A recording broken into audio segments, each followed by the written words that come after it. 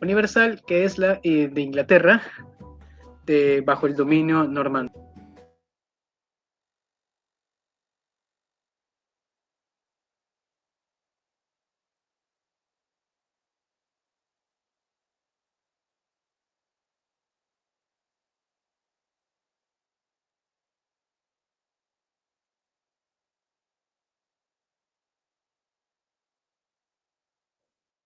Bueno, ante todo, voy a hablarles primero sobre la Inglaterra bajo el dominio normando, o también conocido como la Inglaterra normanda.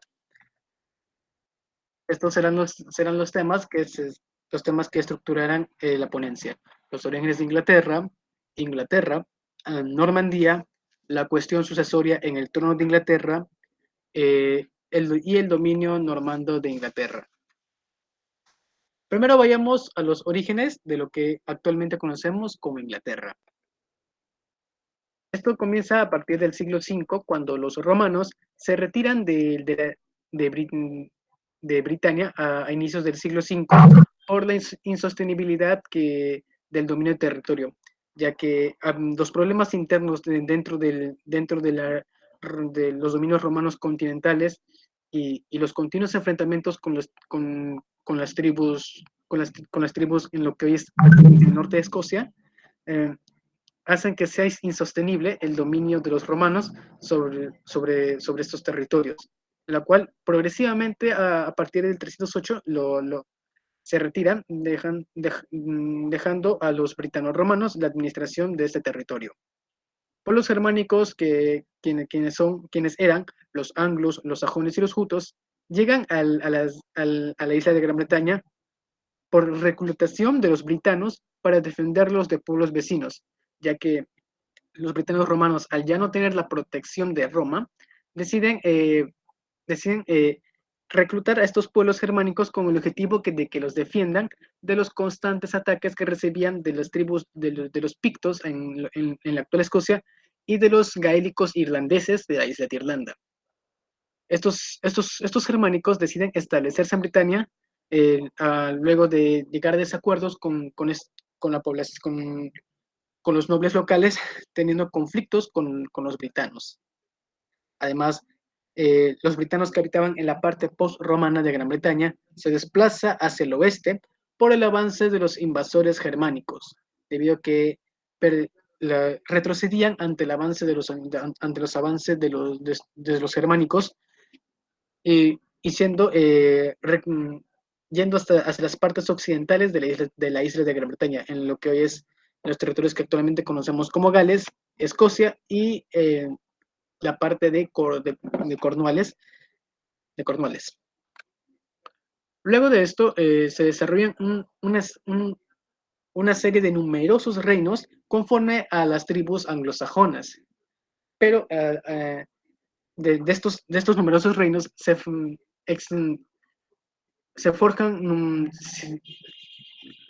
solo 7 de ellos logran posicionarse en el territorio anglosajón, en las cuales hay los reinos anglos, que eran los reinos de Northumbria, Mercia y Anglia Oriental.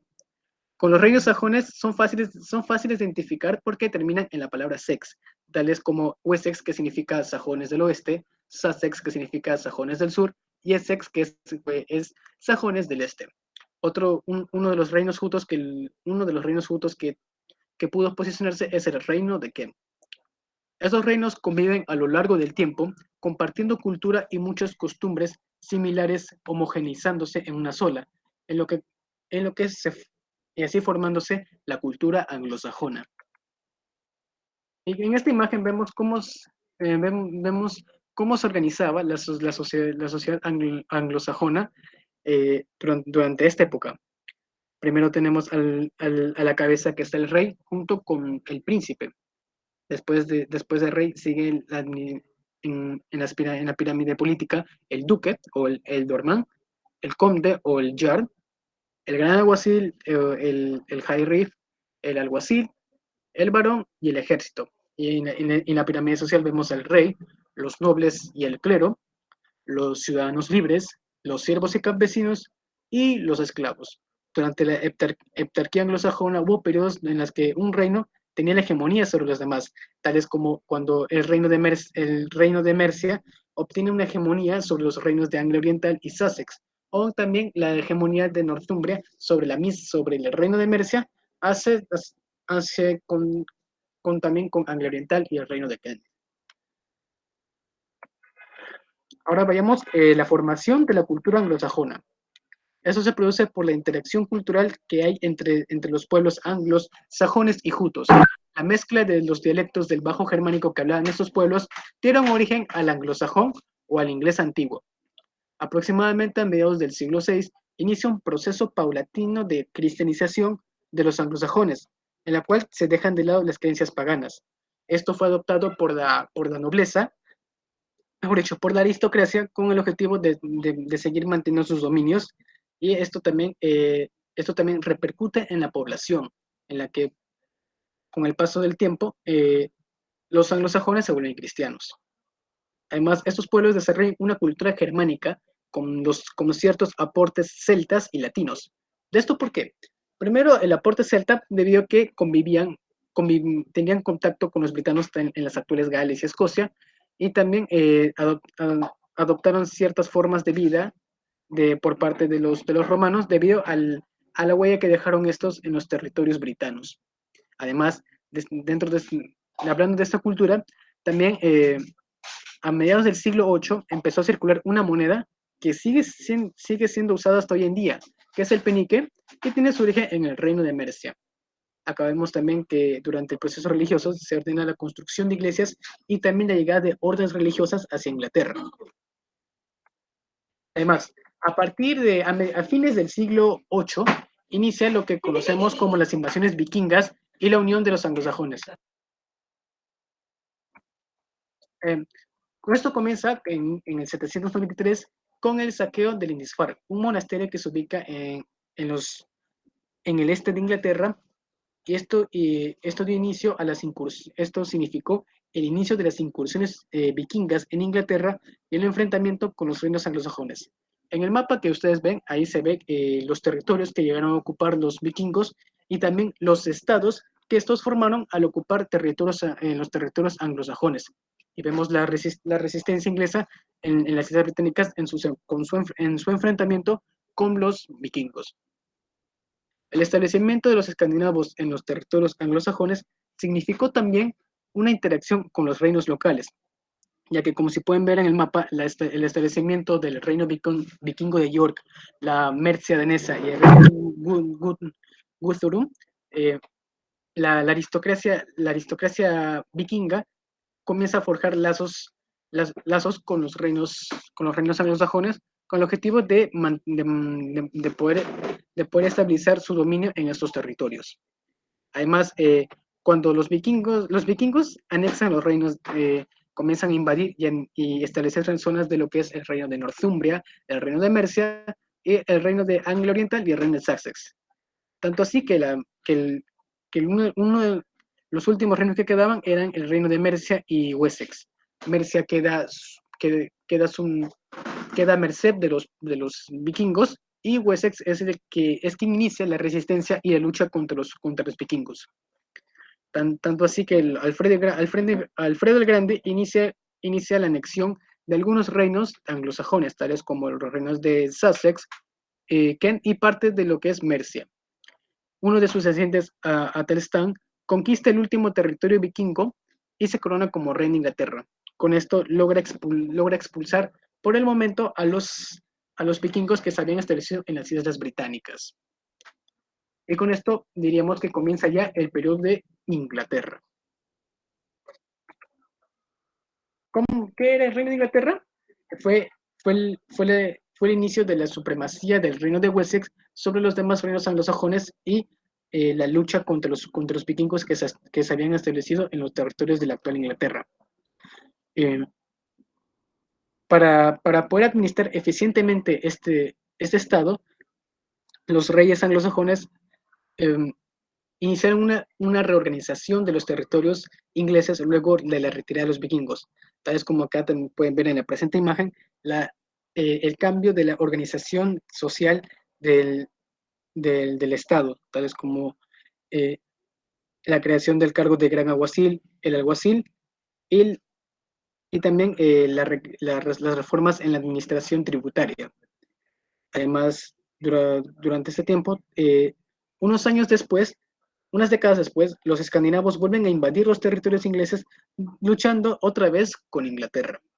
Entonces, como pueden ver en la siguiente imagen, cómo era administrado el reino de Inglaterra, en numerosos condados y ducados y señoríos, en los cuales todos rendían vasallaje al rey de Inglaterra.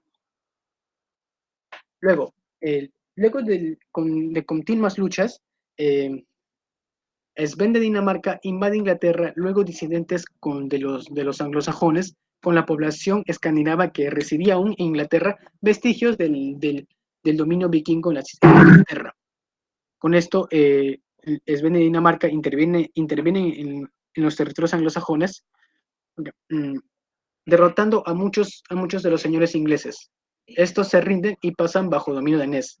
La realeza se refugia en Normandía luego de la caída de su reino, debido a que los daneses logran imponerse en Inglaterra, y esto hace que Sven se corone como rey de Inglaterra, y la realeza anglosajona migra a Normandía debido a los lazos matrimoniales que establecieron con estos. Con esto, a partir de 1015 se corona como rey de Inglaterra y Dinamarca Canuto.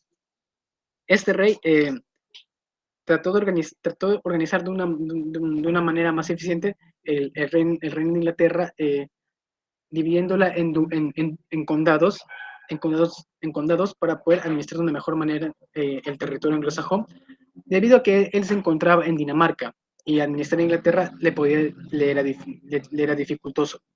En 1028, el Canuto eh, logra obtener la corona de Noruega, y así extendiendo mucho más sus dominios, Inglaterra, Dinamarca y Noruega. A la muerte de Canuto, se origina una cuestión sucesoria luego de su muerte, y esto ocasionó una inestabilidad en el dominio nórdico de Inglaterra. Con esto podemos acá mencionar el último periodo anglosajón, en la cual fue la última etapa del reinado de los anglosajones en Inglaterra. Con esto menciono el reinado de Eduardo el Confesor, que fue de 1042 a 1066. Este rey concilió con la nobleza local para poder gobernar Inglaterra, aunque tuvo enfrentamientos con el Godwin respecto al dominio de los territorios anglosajones. Mantuvo riñas y ciertos enfrentamientos con los daneses por el trono inglés. Además, también inicia el comienzo de la influencia normanda en el reino anglosajón. Tal como mencioné anteriormente, los reyes anglosajones establecieron lazos con los normandos, y además cuando ellos se habían establecido en Normandía, luego cuando los daneses toman Inglaterra. Además, este rey inicia buenas relaciones con los reinos vecinos para evitar algún tipo de conflicto y desestabilizar y evitar desestabilizar su reinado, tales como acuerdos con los reinos britanos en la actual Gales, y también con la Confederación Escocesa. Ahora, de que hemos hablado de los orígenes de Inglaterra, ahora pasemos a Normandía. Y vayámonos primero al siglo IX. Nos encontramos en la segunda oleada de invasiones germánicas, esta vez liderada por los vikingos. Los vikingos eran tribus germánicas originarias de Escandinavia, en las actuales es Noruega, Escocia y Dinamarca. Estos pueblos eh, se vieron de la necesidad de poder de ir hacia las costas atlánticas y mediterráneas, a incursionar a las costas, practicando la piratería, debido, debido a los cambios climáticos que se produjeron en, en las zonas en los territorios donde ellos habitaban. Algunas tribus escandinavas decidieron establecerse en algunos territorios, tales como las Islas Británicas, el norte de Francia y el sur de Italia.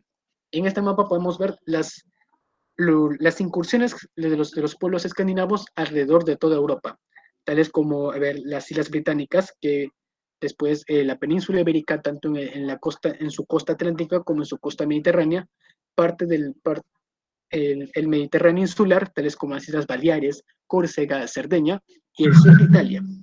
También podemos ver que también incursionaron en las tierras, en territorios europeos donde habitaban los eslavos. Tales como pueden ver, cuando ellos ellos invaden los territorios eslavos y pasan a dominarlos. También, y también tuvieron roces, tuvieron enfrentamientos con el Imperio Bizantino, con el objetivo de obtener botines de guerra y, y poder y obtener beneficios luego asediando territorios, tales como ocurre en Francia con los constantes sitios de París. Ahora vayamos específicamente al tema de los escandinavos en Francia. Los vikingos atacan, saquean y destruyen gran parte de las costas de Francia, tales como en los territorios actuales, en las costas atlánticas de Francia. Los escandinavos comienzan a atacar incursionando con la piratería, atacando numerosas poblaciones, saqueando estos territorios y destruyendo gran parte de esas poblaciones. París fue asediada muchas veces, tales como en los años 845, 862 y 866. La realeza Francia trata de conciliar con estos pueblos a cambio de numerosos y cuantiosos botines de guerra. Además, las tribus escandinavas empiezan a establecerse en las costas del norte de Francia y además llegan a un acuerdo con los franceses a cambio de la creación de un feudo y rendir vasallaje. Sentaría las bases de la creación de un feudo en Francia, que sería el Ducado de Normandía. Vemos el tema del Ducado de Normandía. Con el Tratado de Saint-Clair-sur-Gatep en 1911, sería un acuerdo entre Carlos III de Francia y el vikingo y el líder tribal vikingo Rollón. Este tratado estipulaba que los escandinavos rendirían vasallaje a los franceses y protección, y se les encargó la protección de las tierras concedidas. Tales como pueden ver en el mapa, los territorios que llegaron a controlar los escandinavos en el norte de Francia. Estos escandinavos que se establecen en tierras francesas se adaptan a Francia. Esto quiere decir que se convierten al cristianismo dejando al lado sus creencias paganas y la adopción del francés antiguo como lengua principal, al mezclarse con la población local, ya que también la aristocracia también empezó a relacionarse con la nobleza francesa.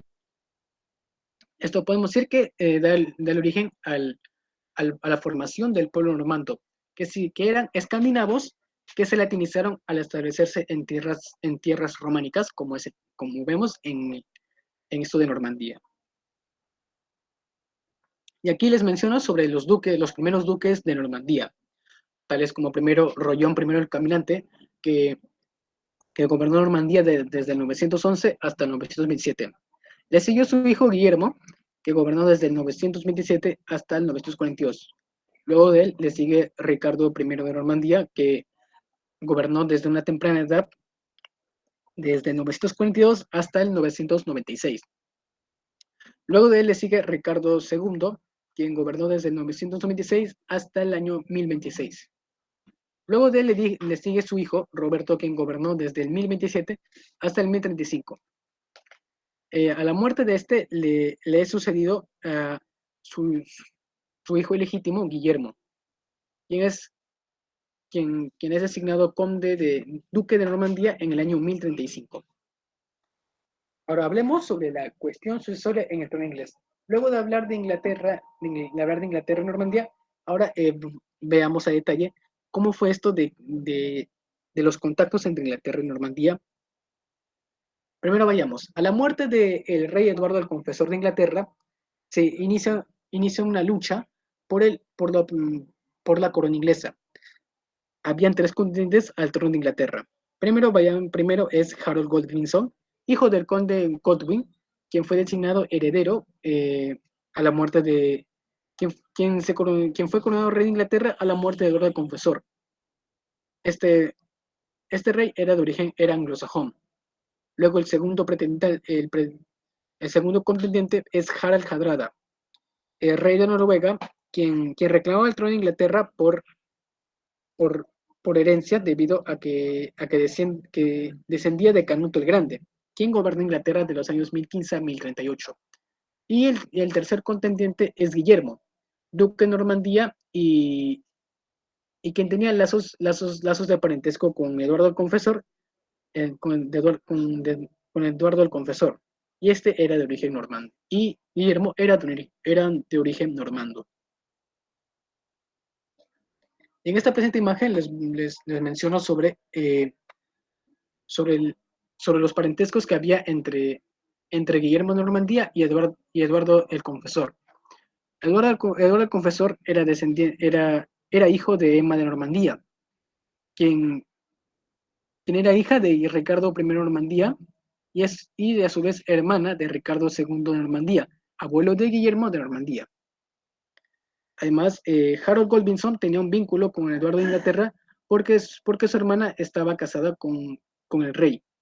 Pero y a la muerte de Eduardo y, y la falta de descendencia de este fue, fue el factor que él fuera coronado como rey de Inglaterra.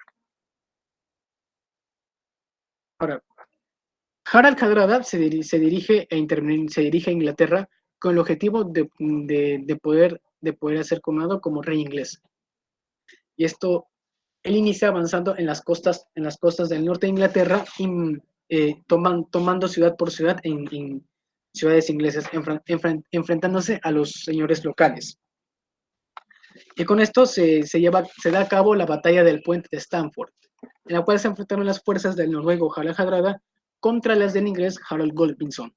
Durante el transcurso de la batalla, Hardrada es muerto en combate, y esto ocasionó que su ejército fuera derrotado ante los anglosajones, dándoles a estos la victoria. Con esta batalla significó el fin de las intervenciones escandinavas en Inglaterra, luego de, de siglos de presencia vikinga. Con esta batalla finaliza las intervenciones de los escandinavos en Inglaterra.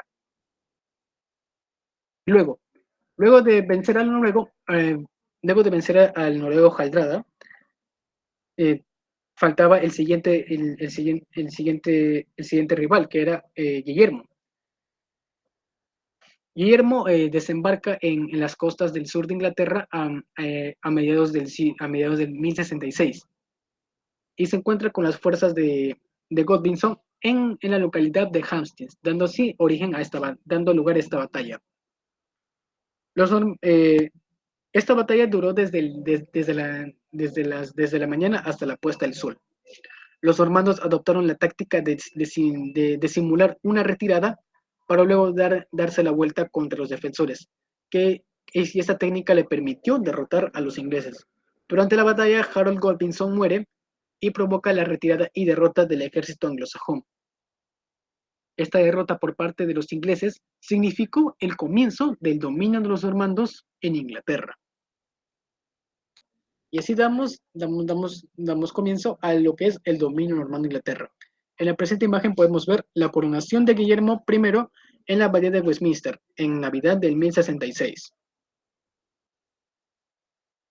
Bueno, primero vayamos al reinado de Guillermo I. Este reinado se caracterizó por el proceso de dominio y pacificación de los territorios ingleses ante los sucesivos levantamientos de los anglosajones contra el dominio normando, ya que esto de esto gran parte se convertía el reinado de Guillermo. Luego de coronarse como rey de Inglaterra, inicia ese proceso de pacificación de los territorios, venciendo a cada noble que se levantase cada noble inglés que se levantase contra Guillermo. Con el reinado de Guillermo se consolida el sistema feudal, debido a la necesidad de los reyes normandos a asegurarse la fidelidad de los señores feudales, concediéndoles autonomía en estos señoríos y así consolidando el sistema feudal. Además, se fomentó la construcción de fortificaciones, tales como castillos, algunas torres, a lo largo de varios puntos de Inglaterra, con el objetivo de poder dominar de manera eficiente los territorios ingleses. A la muerte de Guillermo en el año 1087, sus posesiones son divididas entre sus dos hijos. Normandía es otorgada para Roberto e Inglaterra es otorgada para su hijo Guillermo. Bueno, vayamos a ver cuál fue el impacto de los normandos en Inglaterra. Eh, esto ocasionó con la conquista normanda de Inglaterra, ocasiona la inmigración de colonos normandos hacia los territorios anglosajones, produciéndose una mixtura entre la población local con los colonos.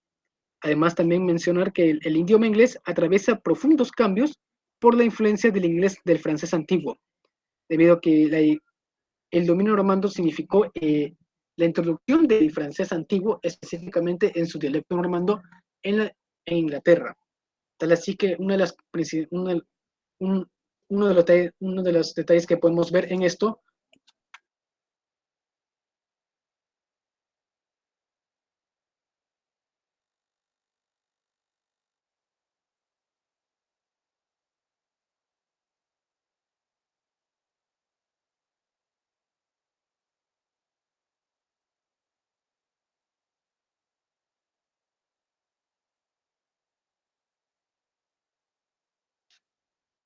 Bueno, a ver, disculpen, continuaba.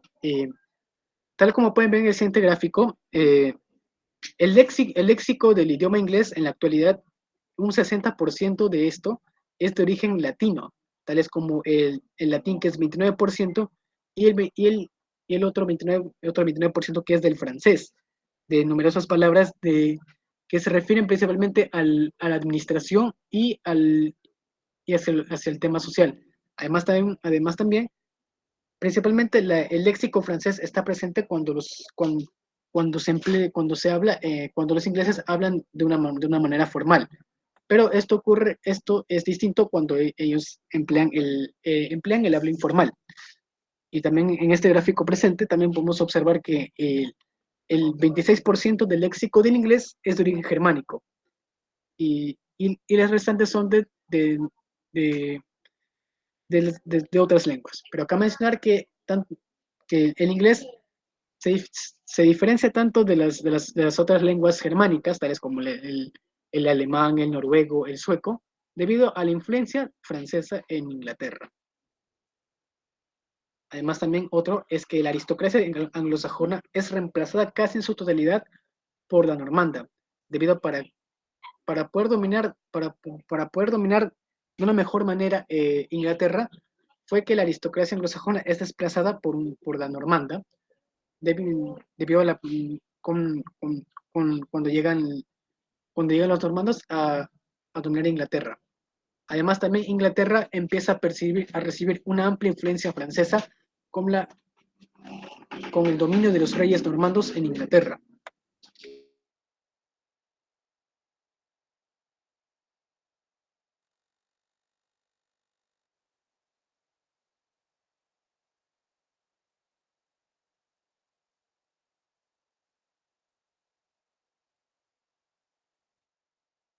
De acuerdo, disculpe. Pero como les puedo decir que los normandos, al dominar Inglaterra, dan una serie de cambios hacia la sociedad anglosajona. Y después de reinado de Guillermo, en, ahora les paso a mencionar sobre el tema de Guillermo II y Roberto II. A la muerte de Guillermo, sus dominios son repartidos entre sus dos hijos. Um, a Guillermo II le es otorgado el reino de Inglaterra y a Roberto II le es otorgado el ducado de Normandía. Aunque los hermanos llegan a un acuerdo de paz, esto no dura mucho, ya que inician los enfrentamientos entre estos con el objetivo de unir Normandía e Inglaterra bajo su mando. Esto quiere decir que cada uno de estos luchaban entre sí con el objetivo de unir los dominios hacia su mando. Además, Guillermo II lucha contra Escocia por el apoyo de este reino al anglosajón Edgar Athelney, quien, quien era quien, que O sea, Escocia era partidaria de que los anglosajones volvieran a reinar en Inglaterra. Además, Roberto II se dirige a la Primera Cruzada con el objetivo de obtener botines de guerra. Además, Guillermo en el año 1100 muere de extrañas circunstancias y su hermano Enrique se corona como rey de Inglaterra.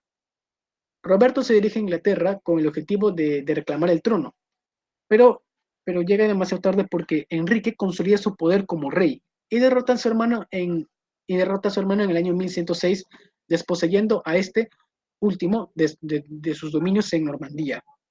Tanto así que Roberto es confinado hacia una prisión en la actual Cardiff, en Gales, y pasa los últimos años de su vida en prisión. Haciendo así que Enrique se consolida como rey de Inglaterra y duque de Normandía.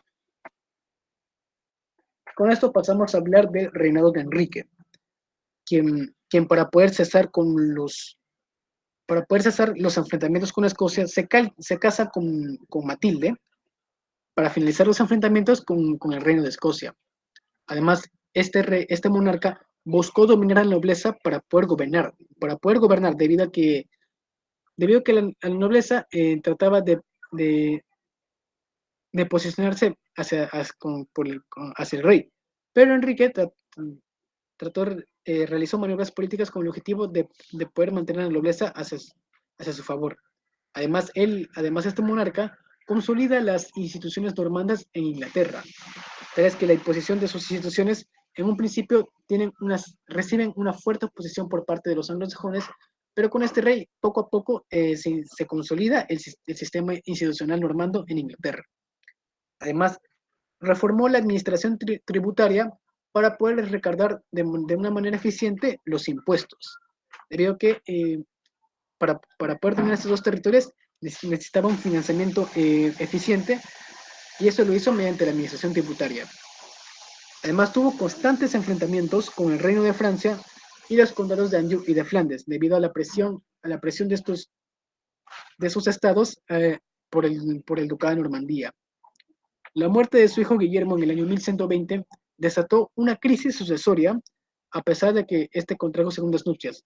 Cuando muere su hijo Guillermo, este rápidamente se casa con una noble francesa, con el objetivo de tener una descendencia, pero no lo obtiene y fallece sin descendencia varonil.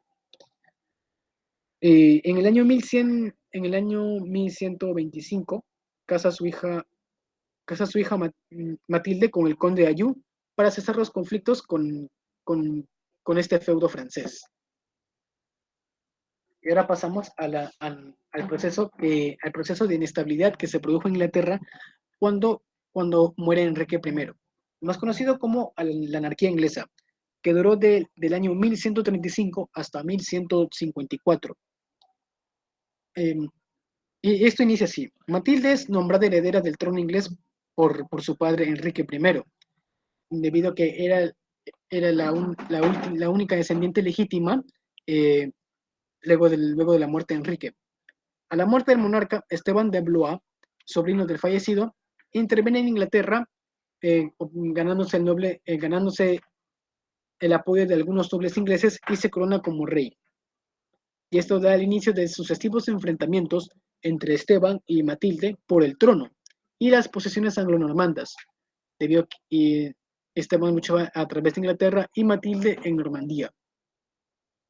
En el año 1152, el hijo de Matilde, Enrique Plantagenet, decide invadir Inglaterra con el objetivo de obtener el trono, derrotando exitosamente a Esteban. En el año 1153, mediante el Tratado de Wallingford, Enrique es designado sucesor de Esteban en la corona inglesa. Y para el año siguiente, Esteban fallece y Enrique II es coronado como rey de Inglaterra. Y con esto puedo mencionar sobre el ascenso de los Plantagenet y el fin de la dinastía normanda. Enrique Plantagenet era hijo de Matilde de Inglaterra y de Godofredo de Anjou. En 1150 se convierte en duque de Normandía. En el año 1101 hereda el condado de Anjou a la muerte de su padre, en el año 1152 se casa con Leonor de Aquitania, pasando a gobernar este ducado por vía, por vía del consortismo, por vía consorte. En el año 1153 vence a Esteban de Blois y a la muerte de este al año siguiente se corona como rey de Inglaterra. Todos estos dominios, todos estos dominios se pasan a conocer como Imperio Angevino, un poderoso estado que comprendía a numerosas posesiones en las actuales Inglaterra y Francia. Y podemos decir que cuando asciende Enrique al poder, se extingue la dinastía normanda debido a que él pertenecía a la casa de Anjou. Y cuando él llega al trono inglés, fue entonces cuando finaliza la dinastía normanda y se da comienzo a la dinastía Plantagenet. Pero esto no significó que los franceses siguieran influyendo en Inglaterra. Fue mucho más que también hizo que la influencia francesa también siguiera en Inglaterra a lo largo del tiempo. Y bueno, creo que esto sería todo. Muchas gracias.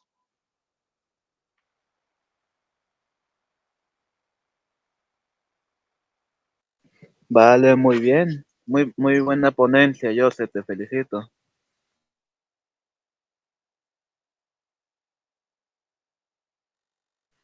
Me encantó mucho cuando estabas hablando no solamente de la conquista normanda, sino también la anticipación de esta con la invasión vikinga y cómo esta ha influido también y de ahí más adelante vino Guillermo a conquistar toda Inglaterra.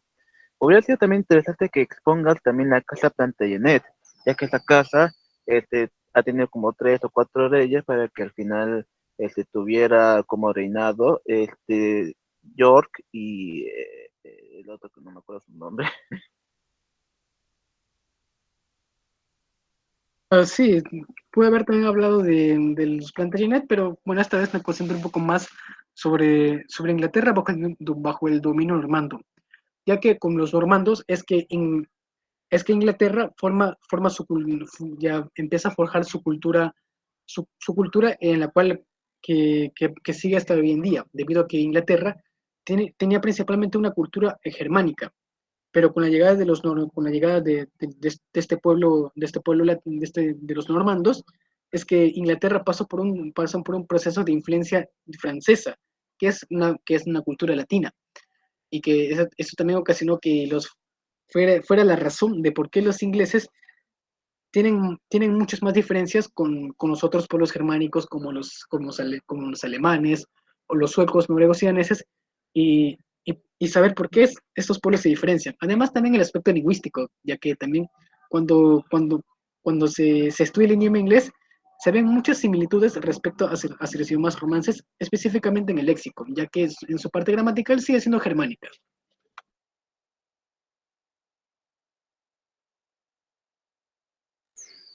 También. Oh, bueno, el inglés podría decirse que es una combinación del latín y también de sus antepasados, los alemanes.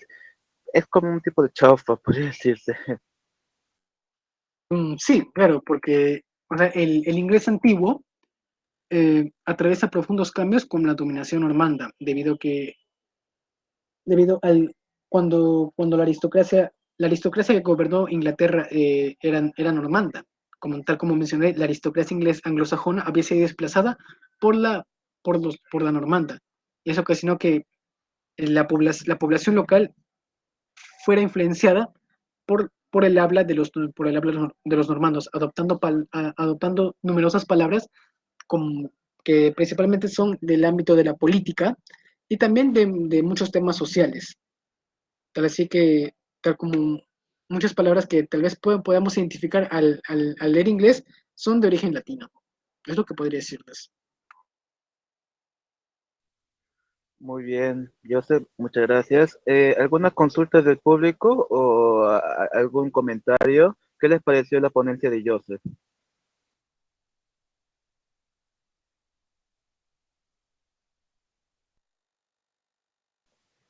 Por ejemplo, Nicolás, Moisés, André, ¿qué les han parecido?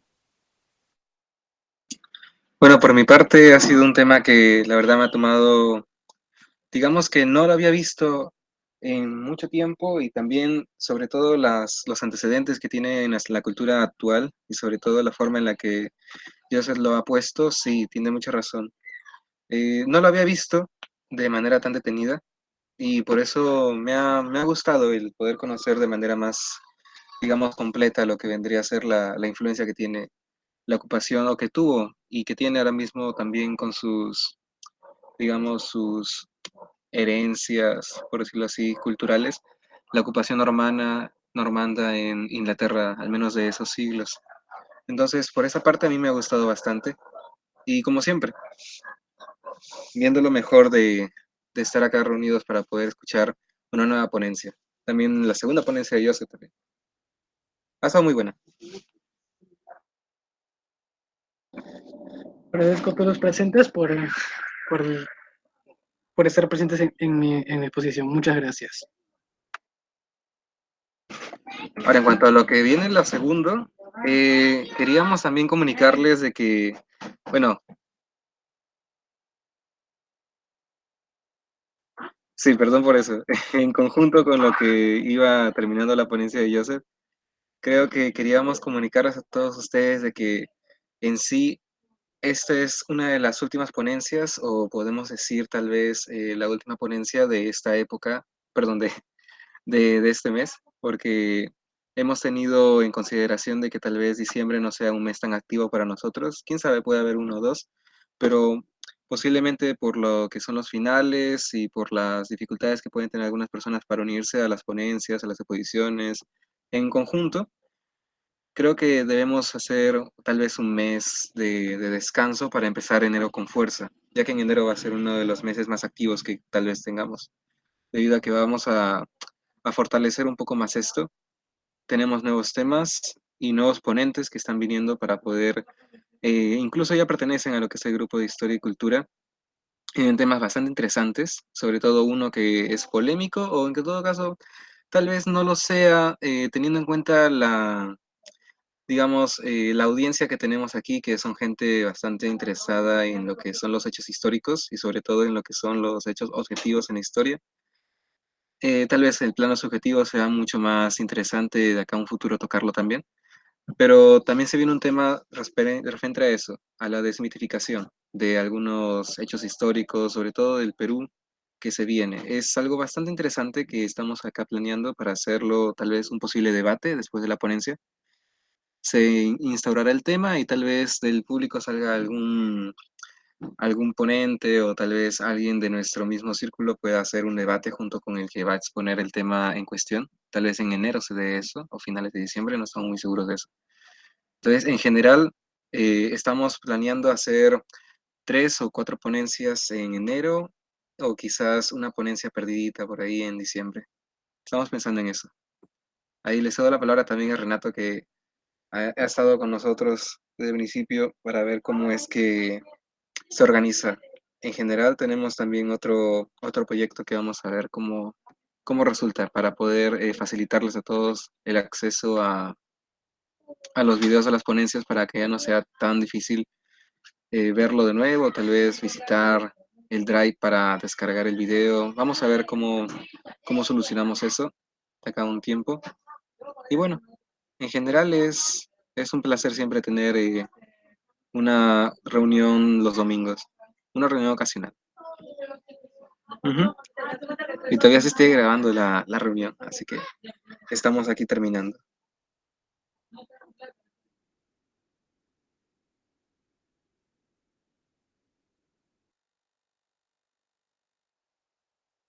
Bueno, si alguno de ustedes tiene una consulta, pueden hacerlo. No, estamos aquí presentes para poder responder sus preguntas.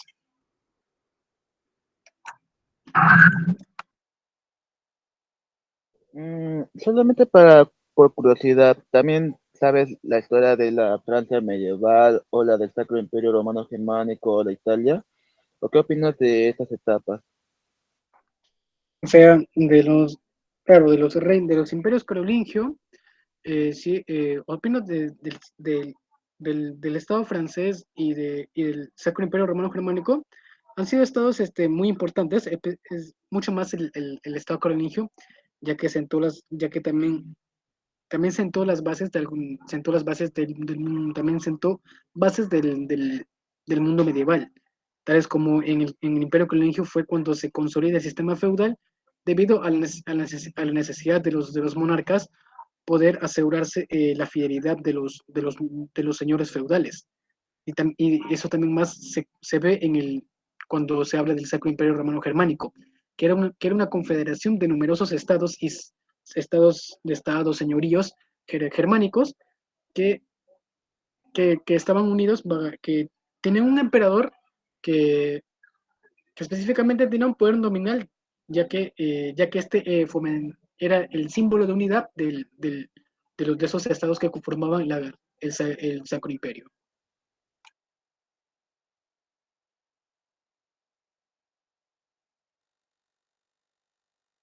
Claro, muy bien. El Imperio Carolingio también fue el antecesor de varios imperios como el francés, el italiano y también el Sacro Imperio Románico. ¿Piensas en enero exponer también esos temas o mejor de otros? Bueno, creo que podría exponer de otros. Aún eso también estoy pensando sobre qué temas históricos podría exponer o sobre también temas que cualquiera de los presentes tal vez quiera también, también presentar temas históricos temas históricos.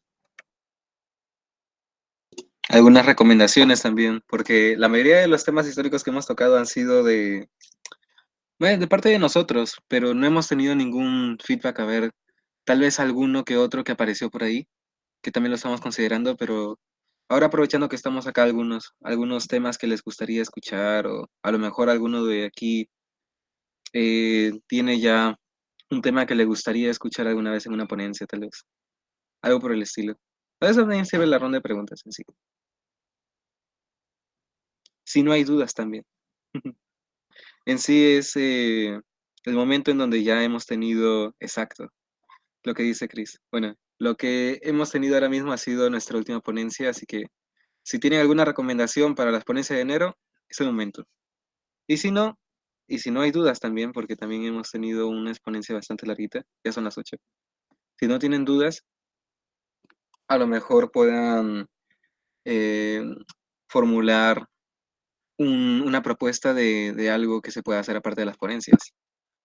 Por ahora sí, porque si se toma en cuenta que diciembre va a ser un mes bastante ocupado, posiblemente sea la última. En enero retomaríamos con más ponencias y debates tal vez.